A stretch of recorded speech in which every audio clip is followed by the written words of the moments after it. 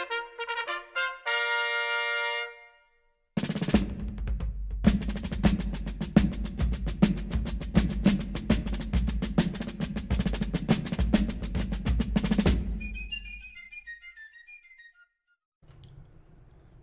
guys, I'm back.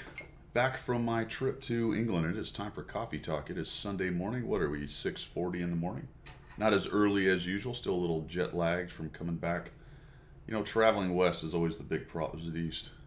I don't remember. I think it's east, actually. Traveling east is worse than west. But anyway, still waking up at 3 a.m., 2 a.m., that kind of thing. But been messing around and looking at some things for us to talk about on Coffee Talk.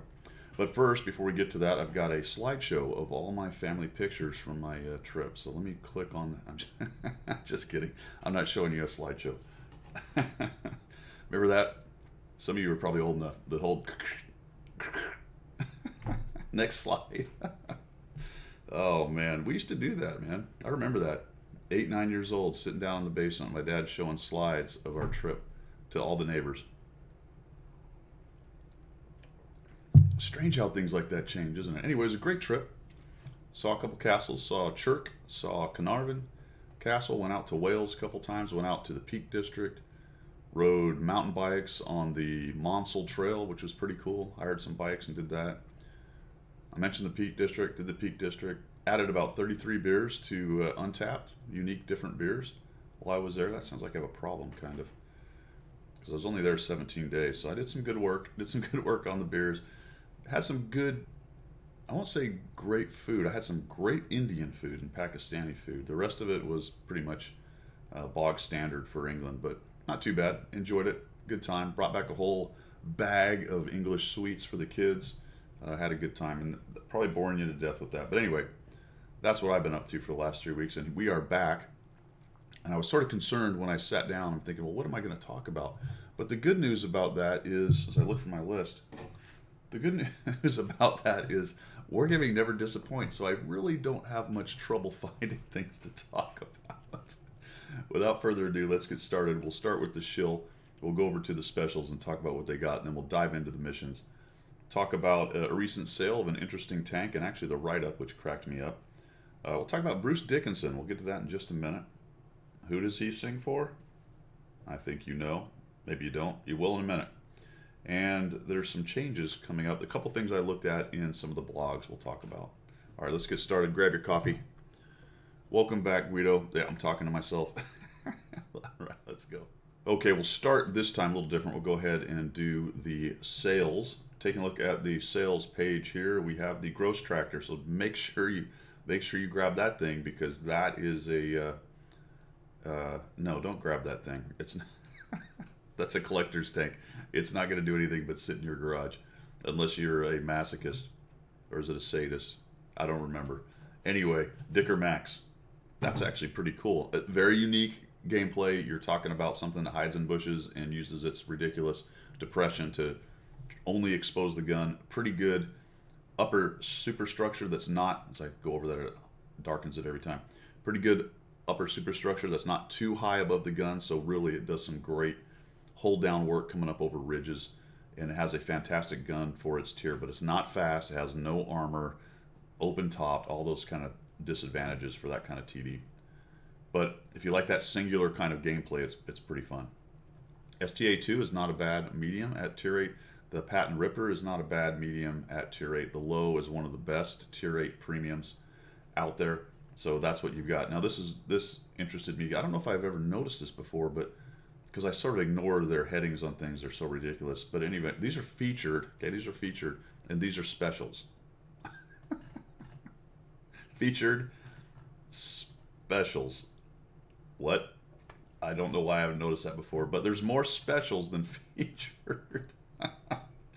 Another thing to note is the Primo Victoria is back out, getting rarer and rarer every day. Got a Toldy war chest. You can get the T-34 shielded in the shop if you want to buy it and not do the Battle of Kursk. We're going to talk about the Battle of Kursk. I actually appreciate what Wargaming did with this one, so we'll talk about that when we get there and we talk about the missions. But if you just cannot stand it and you must just buy it and not do the mission, then you can get the T-34 shielded. No idea how that thing plays right now. This is always a pretty good deal when they have the ×10 garage slot. If you're a collector, you just need a little more room, maneuver room in your garage as you're starting to get more tanks and lines played or whatever. Not a bad deal at $7.49. It used to be you could get a lot of slots for missions and things, and that's a little bit, seems a little bit rarer these days as far as them being generous with some of these missions. There's really nothing else to talk about. I think I covered everything in the shilling section. So Wargaming, send me my check. The rest of the stuff is pretty standard. Nothing really special in there. Now let's jump over to the missions. Actually, that's not true. I'm going to do one more thing. So what's interesting to me is I'm going to this other tab. See that My Coupons little button right there? It will have a little red dot if you have something that's a new coupon. I've already clicked on it once, so it's nothing new, but there is a coupon in there for me. So I click on it, and I get my coupon. So I got a 30% off coupon for my anniversary of my account. I'm like, all right, that's pretty cool. Which has a countdown time, which irritates me right off the bat. And then it's got this little eye. Now, watch out for Wargaming and their little eye information things, because that's where all the small print lives. You can't put it on this massive page, right? The small print, no way would it fit here or in this big open spot. It's just too much stuff. So you click on, or don't click on it, you hover on it. See all that text? No way it would have fitted on this massive page. I'm glad they had that little I button right there, which is shenanigans, right? The coupon gives a one-time 30% discount, okay, on any World of Tanks package, with the exception of special offers, discounted items, time-limited offers. Why? Why? I mean, I get it. They're already discounted. This is a convention that a lot of businesses do. But these are electronic digital goods that I don't actually own, that they can take away at any time. And when their company goes away, they go away unless they sell a company and someone else runs it, that kind of thing. How does it matter to them if they make $58 on a low or $46 on a low? That's nuts. But anyway, it's a standard convention, right? So I'm pissing against the wind right here. I got it, but man, every time you turn around, it's stuff like this with Wargaming and their monetization. All right, wah. Let's move on. So mission time. Let's take a look. Click on the missions. What do we got going on? Well, right off the bat, we got Battle of Kursk. You'll remember that this used to be, what that used to say, it was missions and events. And they've actually named it Battle of Kursk. That's the event. I actually like that. That's a better way to do that. That makes sense to me. These are the kind of standard missions. This is the Battle of Kursk. This is the Rolling Steel, which was the, I don't know why it was called Rolling Steel. It was for soccer, but which reminds me, I forgot to tell you that we watched a bunch of the World Cup in England, which was good fun, especially going to the pubs and watching the England games. And they made a good run, had a fantastic World Cup, probably overachieved by at least, I don't know, 100%. They probably shouldn't even got to the semis, but they did. And they actually looked like they might have had a chance against Croatia, but Croatia shut them down in the second half. Back to Rolling Steel. Battle of Kursk first, though. Let's take a look at this. Here's what I like about this. I mentioned we would say, or I would talk about what I liked about it. When I was away, I saw the Battle of Kursk, and I saw that the prize at the end of it was the T-34 shielded. And I went, no, that's a bummer. I'm not going to be able to do it. When I got home and started playing, I looked at it, and if you look down here, you only need to get 30 of the missions done to get the T-34 shielded. And there's 50 days.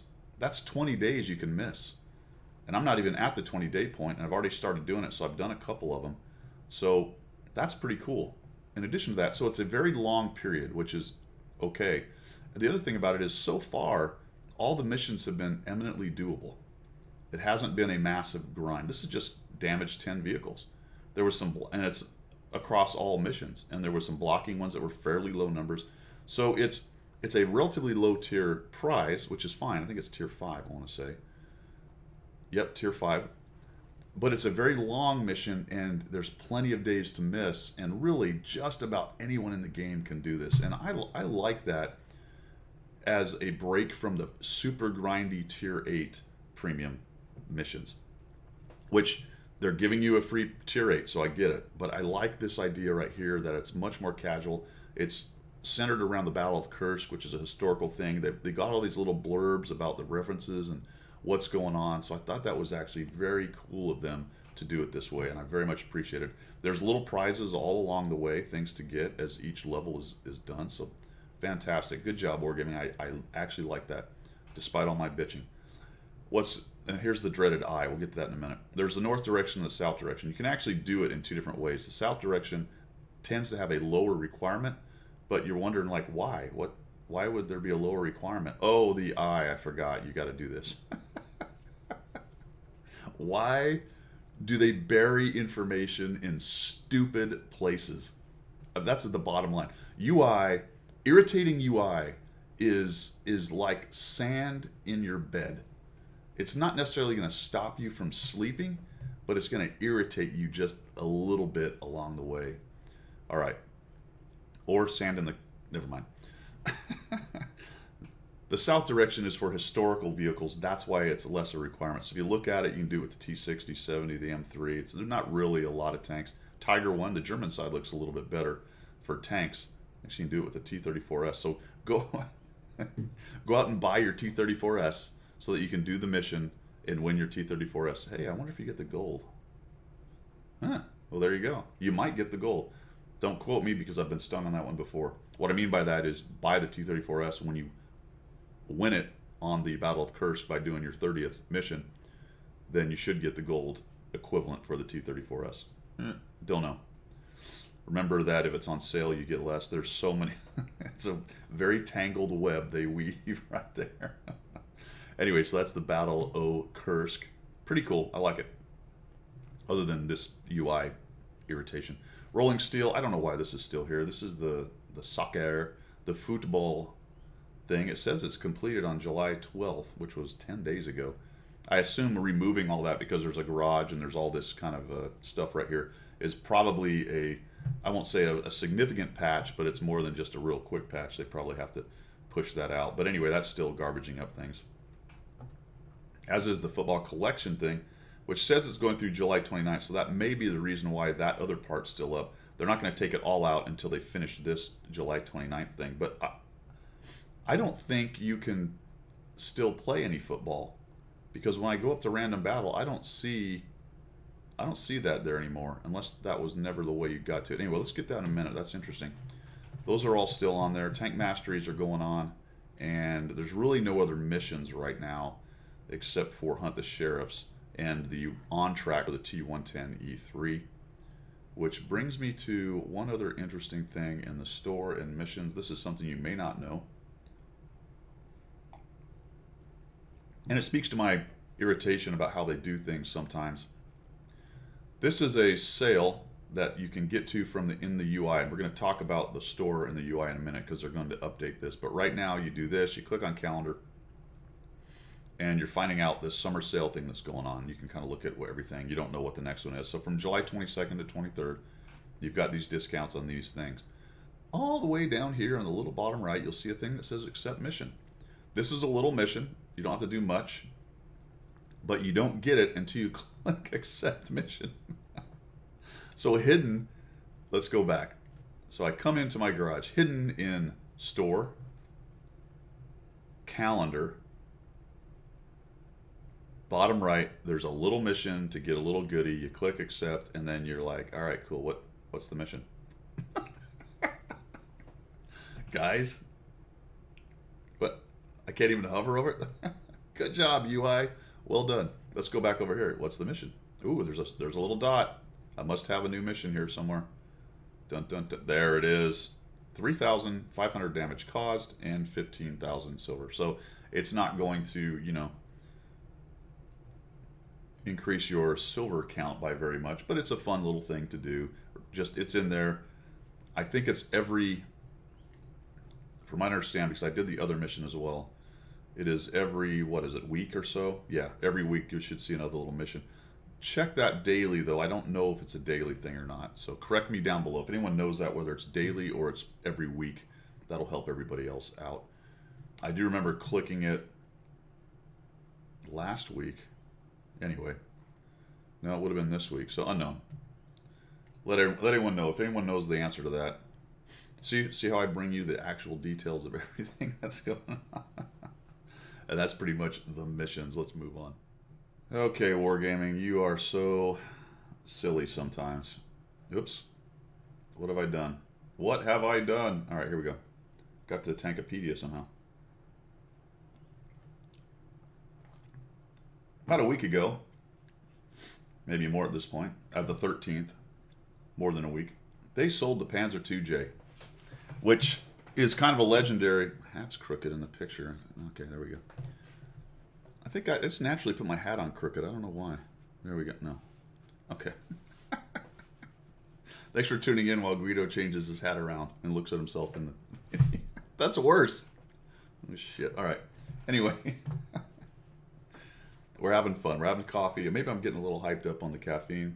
I finally got a decent amount of caffeine. Here's the thing. I'm gonna get a little random here. And I'm gonna look it up later, but tell me down below. So I have a percolator for my coffee. One of those old-fashioned ones that you put on the stove, and it's got the little tray up above where you put the coffee grounds in, and it's got the tube and the stand, and you fill up with water, and the water comes up the tube, and then percolates, goes over onto the coffee grounds, and then it goes through that and back down, and it makes coffee, and just kind of goes around and around. Well, I did that, and I wasn't paying close attention. I thought, it must have been long enough, because I was in here messing around with the computer, went out and saw it was percolating. Kind of lost track of time. I said, that must be good enough. So I took the coffee off, took out the center thing, and then poured myself a cup of coffee, poured my wife a cup of coffee, came down, sat down, had a drink, and it was really weak. So either I hadn't put enough grounds in or hadn't let it percolate long enough. I think probably I hadn't let it percolate long enough, because I tend to stack grounds in there because I like strong coffee. So I thought, all right, I know how to fix this. I'll just go back and I'll put some more water in it, because remember, so now there's coffee in the bottom. Well, it's water, but it's coffee flavored water. I pour more water in there. I put some more grounds on top, and I'm like, all right, I'll let this one percolate for a long time, because I want some good, strong coffee in this one. I put it back on the stove, and I turn it on, I walk away. Come back, and I can hear it boiling in there, but nothing's coming up through the tube. So that brings me to my question that you may know, and I need to look it up. Is there some reason why, when it's thicker coffee water, it won't come back up the tube? Is there some kind of scientific thing going on there? Or I'm not sure. It's weird, because what it did is it just boiled my coffee down to a muck in the bottom. I'm glad I actually eventually went, you know what, this is taking too long, and took it off, and I opened it up like, oh man, all the water's gone, and the coffee, it's boiled off. But it never did percolate again. So I don't know. Maybe it's jammed. So that was a big sidebar. Discussing coffee percolators. All right, Panzer II-J, they sold it. This was a collector's item. It was known as a massive seal clubber. Literally, people paid hundreds of dollars to get codes for these things in the past. It has been power creeped. It's not nearly the terror that it was, but you can see that it's the numbers here. I believe they put them in. It's got like an 80. Yeah, there it is. 80, 50, 50 hull and turret for a tier 3 tank. So, I mean, it's a crazy tank, and it's only got a little machine gun on it. So it's this ridiculously heavily armored mini Mouse is what we called it. But it's got a pew-pew machine gun that you have to fire APCR to be any kind of effective in. So it's just a tank that eats up premium rounds. So it's going to eat silver. It used to eat gold back in the day when that's how you got those rounds. But now that you can get them for silver, it's a very expensive tank to run. And it hasn't been sold in NA for a very, very long time. It's been available on EU and other places, but for whatever reason, it hasn't been available on NA. That's a whole sidebar I won't get into. Why the sales are so different in the different regions drives me a little bit crazy. But anyway, the write-up is what I'm here to talk about, because sometimes the company attempts to be funny and sarcastic about their own stupidity. Listen up, tankers and collectors. For 72 hours, we have the uber rare Panzer II-J, Panzer II-J for short, that's what everyone calls it, on sale in the premium shop. It comes in a bundle that includes almost a year of premium. That's a good question. Why is it 360 and not 365? I never thought of that, but it's ridiculous, isn't it?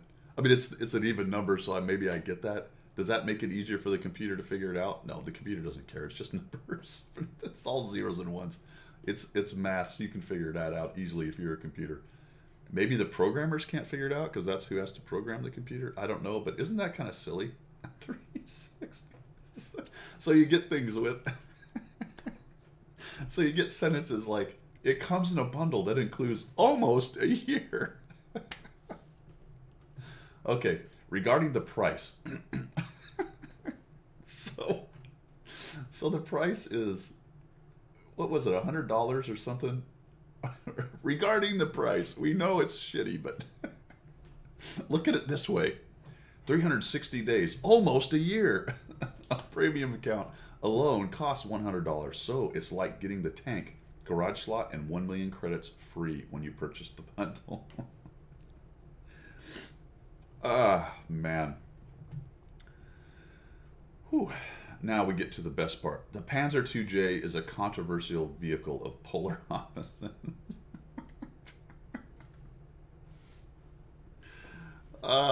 It's a controversial vehicle, so naturally we're going to sell the crap out of that bad boy.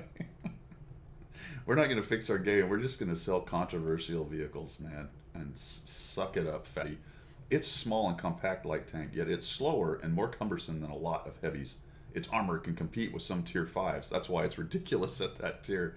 Yet its armament is a mere tier 1 machine gun. Using APCR allows you to deal with enemies much more effectively, though it becomes expensive very fast. Great.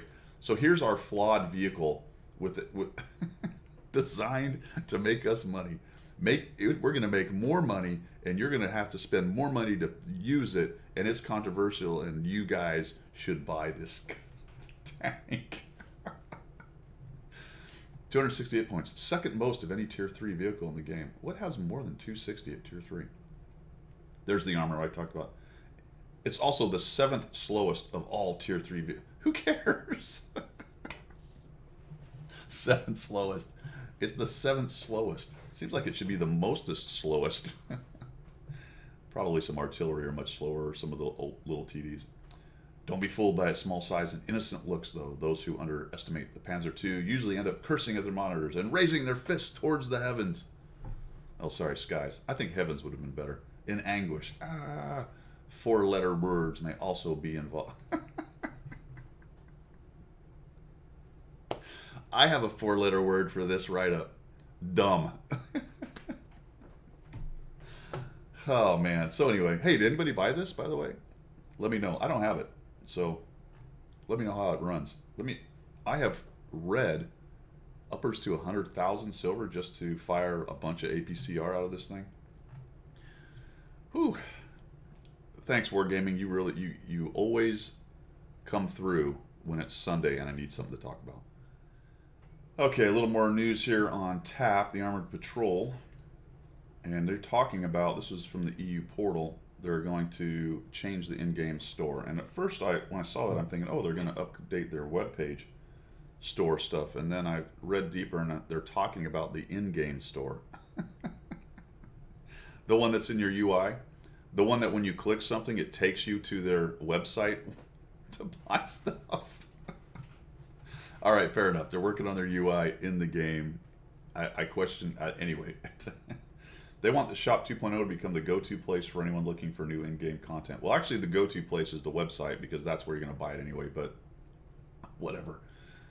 Convenience. Instead of bringing small consecutive changes, we opted for making a completely new design from scratch with the focus based on usability and the overall look. So when I read that, I said, this is something I've been talking about for years, and it is your main problem, Wargaming. You do not have any iterative kind of improvement system. It is all dump something out, maybe fix a couple things, and then leave it to rot until it becomes a festering wound that you have to completely scrap and start over with. Whereas if you did some kind of iterative improvement system, you might not get to this kind of position. But we get down here, and the horizontally aligned 3-tab menu has been replaced with a vertical set of icons. Icons. I have a place you can put your icons. that don't have any verbiage or words with them to describe what they are. There's a special place for your icons, man, because that is dumb. Okay, so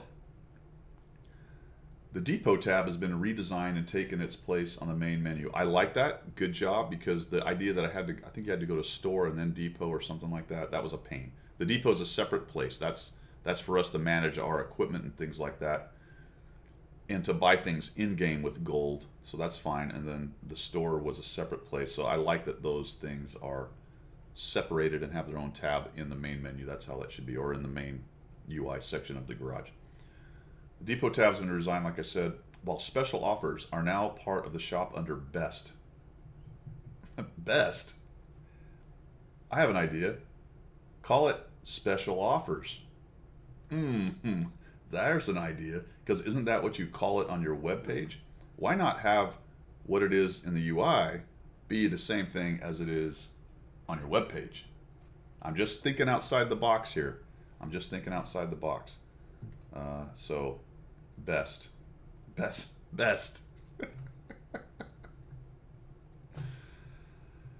Whew. It's always fun. Bruce Dickinson, who is the lead singer of Iron Maiden. Bruce Dickinson. So when I saw that he was partnering with World of Warplanes, which I have not played yet, by the way, I've been threatening to do so for a while, but time is always an issue. If I get stuck in another game, who knows what's going to happen to my marriage. Concentrating on tanks. But anyway, Bruce Dickinson is partnering with World of Warplanes, and he's got this series on different airplanes, and it's actually pretty dang good, man. I highly recommend it. He seems to know what he's talking about. It seems to. I think he's genuinely interested in World War II airplanes and airplanes in general, and he presents very well. I sort of had the idea of some kind of drug-addled middle-aged guy babbling on off of a script or something, and he may be off of a script a bit, but he's actually presents it really well, and it is a very, very interesting little series. Now, he doesn't dive into very deep, intricate details on it, but you can find these on most of the blogs that are out there, TAP, SAS Report, all that kind of thing, or obviously over on the World of Warplanes webpage, you'll find Bruce Dickinson talking about all kinds of different airplanes, and I thought that was actually pretty cool, and I like what he did. He did a nice job of it. Easy to understand, articulate, seems to be genuinely interested in the subject matter, so if you're interested in some of that, I would dive into it. All right, last but not least, we get a once more wargaming really stepping in it, and this time we're swinging over to World of Warships. This comes off of Rita's blog status report. So apparently they're trying to do a South American line for World of Warships, and most of those tend to be ships from other navies that the South Americans bought, especially at the higher tier. And in the case of Argentina, it's the Nueve de Julio, which is a cruiser that was bought by Argentina. The problem is that this ship was used as a detention center when people were being disappeared, as they called it, during what was called the Dirty War. It has other names depending on which side you're on. That Dirty War is the name that they used to kind of clean it up, the apologist kind of side. But anyway, they basically took people to this ship which had been turned into a prison, and you never saw them again. Now, it used to be the USS Boise when it was the American ship. The article makes a great point in here that this is the flagship of the new line, and I don't know if it's a premium. That's how they tend to usually do it. They put out a premium and then follow up with a line, a lot like World of Tanks does. But the one they chose is what a ship that was used as a detention center. Now, when it was the Boise and when it was an active part of their Navy, then it didn't have that kind of stigma attached to it. But the fact of the matter is that at the end of its life, that's the stigma that matters, because that's what it was used for. It doesn't make anyone who fought on it or sailed it while it was active a bad person. It's just that that ship was used for that purpose. And as a general rule, if you were running a company, you might want to try to avoid that kind of connection. So just use a different ship. use a different ship. I mean, it's really pretty easy. And as soon as they heard about that, maybe they didn't realize it, and that's fine. I didn't know that much about it until now. And I read it, and I went, well, man, if I had that company and we were going down this line using the ship, and then the very people I was trying to sell it to, because it's, hey, it's the South American line, let's get these guys excited about World of Warships, I would probably not continue down that line. I would probably go, ooh, that wasn't good. You know what? We didn't know. Good point. That one's out of there. We'll use a different ship. But that just isn't how this company runs. That just isn't. That self-awareness, that ability to pivot, to change their mind, to do the right thing is so often lacking when it comes to their customer service, when it comes to their packaging of their game. I'm trying to think of a different word, but it's not coming to me, obviously. The whole idea of PR with this company, man, it's grim. And this is a pretty heinous example, right? It's not get the pitchforks out and the torches and attack wargaming. It's just this was so easy to avoid. It really, really was. And in fact, as I've said before, not only is it easy to avoid, you might take the initial hit, but it's so easy to turn into a feel-good story by responding and going, you know what, you're right, you got us, that was a mistake we didn't mean to make, here's what we're going to do, and move on. And then they make so much credit off of something like that, but they just continually refuse to do it. And when they finally do pivot, it's so far down the line, they let it go so far that the only thing left are bad feelings. When they try to turn it into good feelings, there's just too much inertia on the bad feelings, and they can't overcome it. And it's just one. It really is one thing after another. I don't know. Is it a case of they don't care? I find that hard to believe, but it's possible when they don't change their minds on things like that. Anyway, like I said, it's always easy with these guys on the things they're doing to come up with something for Coffee Talk. Well, all right, guys, that is it. We talked about a few things: mission specials, the Panzer II-J sale, and it's not really the sale; it's the write-up that was silly. Bruce Dickinson, definitely, that was a good one. Check that out; that's good. The game shop changes, some good and funny things in there. In general, I like the Kursk mission. Thanks, Wargaming. I thought that was well designed on that one, actually. Keep up that kind of thing, and then just some little things around the edges of the internet and World of Tanks, World of Warships, and World of Warplanes that just continually crack me up. But that is all I got, guys, for this Sunday in Coffee Talk. Thanks for tuning in. We will see you.